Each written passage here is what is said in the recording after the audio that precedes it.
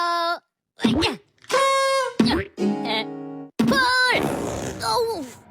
Ooh. Yeah.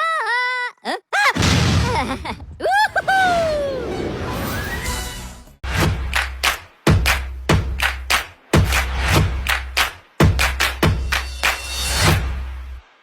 Good day everyone, I am Janina Catherine Ifamniel and we are going to present our video presentation about application layer protocols.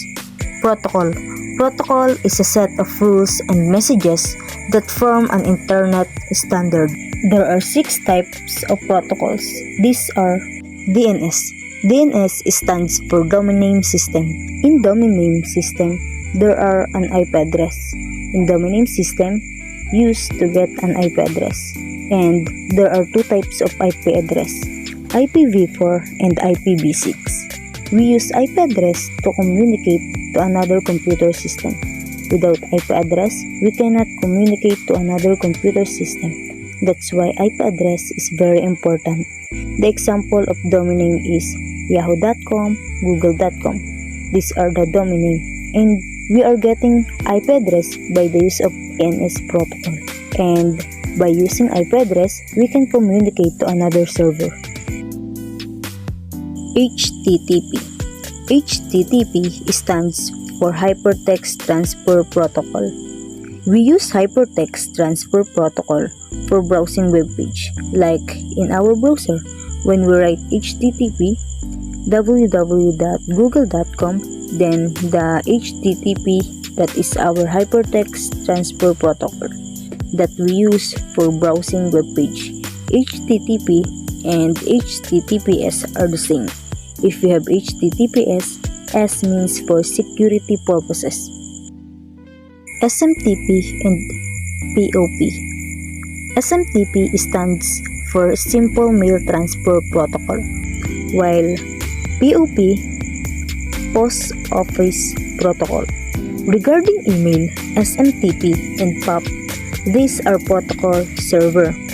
When sender sending email, then here from sender to receiver mailbox is happening with the use of SMTP or Simple Mail Transfer Protocol, while POP or POP Office Protocol is also based on emails, but the use of POP between the receiver and the receiver mail server, there's an organizations and retrieving of email by using POP or Post Office Protocol. So POP is for organizing and retrieving emails, while SMTP is sending email from sender to receiver mailbox. File Transfer Protocol for FTP. It is a standard mechanism provided by TCP/IP for copying a file from one host to another. FTP differs from the other client-server application because it establishes 2 connections between hosts. They are data connection and control connection. Data connection uses port 20 and control connection uses port 21. It is built on a client-server architecture and uses separate control and data connection between the client and server. One connection is used for data transfer and for the other to control information. FTP is a data reliable efficient. FTP is used for transferring files between computers over a TCP-based network, such as internet. It works by opening connections that link the computer that are trying to communicate to each other. If you send files using FTP, it is either uploaded or downloaded to the FTP server. It is also used to download and upload files. DCP. DCP is a dynamic host configuration protocol.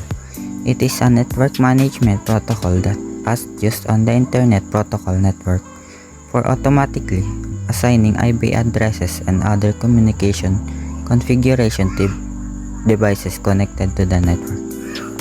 In Dynamic Host Configuration Protocol, we don't need to manually assign IP addresses to device. It is automatic when you connect it to a network.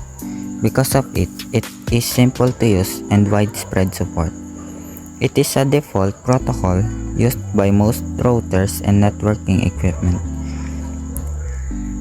DHCP works the same way for both wired and wireless connections, which means computers, tablets, and smartphones can connect to a DHCP-based network at the same time. Telnet.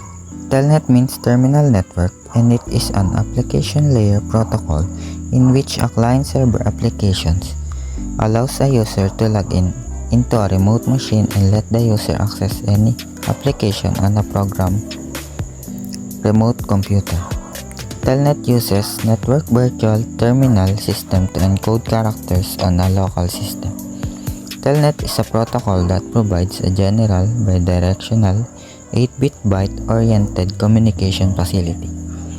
Many application protocols are built upon Telnet protocol. Telnet is one of the most Internet standard by the Internet Engineering Task Force. It is a network protocol used to access computer and provide a collaborative and takes place in a communication channels into a machine. It is a single command line tool that runs on a computer, and it allows you to send command remotely to a server.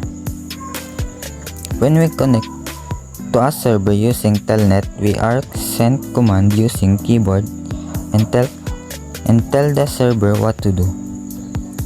And we use that command to run a program to create folders, delete files, create files, transfer files, and many more. The transport layer's major function is to process the delivery of data and talk to the receiver. Transport layer role is to accept data, split up into smaller parts if needed, then pass it to the network layer and ensure that the pieces arrive correctly at the other end. TCP is a layer 4 protocol that acknowledges the received data, and it's also reliable because it resends the lost data. But due to this feature, it has additional overhead. It is used by the application protocol like HTTP and FTP. UDP is also a layer 4 protocol, but unlike TCP, it doesn't provide acknowledgement of the data, therefore it isn't reliable. But on the other hand, it is simple, scalable, and come with a lesser overhead as compared to TCP. It is used voice and video streaming. TCP is connection oriented.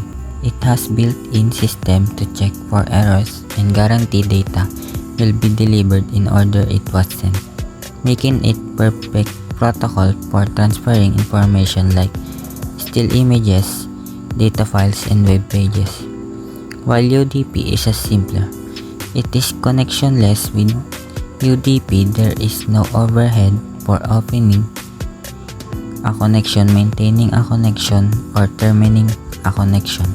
Data is continuously sent to the recipient whether or they receive it or not. The transfer layer port number is assigned to application to provide multiple communication between applications. The transport layer segment is the dividing of data or packets into smaller pieces if it's too big. Transport layer TCP segment is where the information is first broken into smaller chunks. To send the lower layers, maximum segment size should be set small enough to avoid fragmentation. Network layer. Network layer works for the transmission of the received data segment from one computer to another in different network. The function of network layer are addressing, encapsulation, routing, and decapsulation. addressing.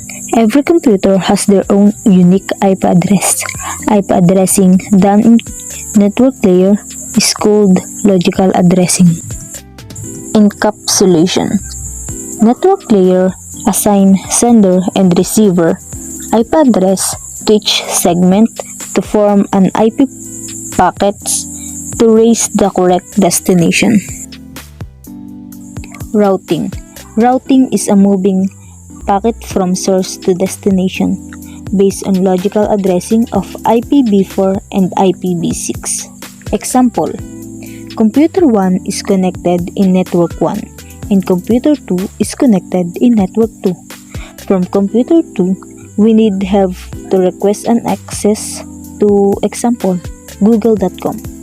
We have to request an access to google.com and there's a reply to Google server in Computer 2 in the form of packets.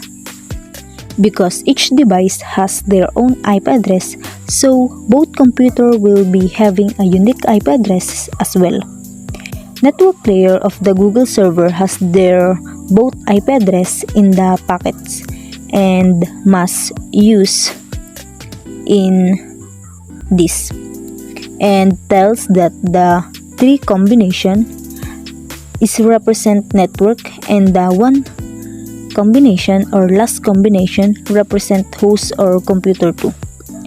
So based on IP address format, receive the data packet and remove fast to network to computer 2. Based on IP address and mass routing decision are made in a computer network. Decapsulation. Path determination.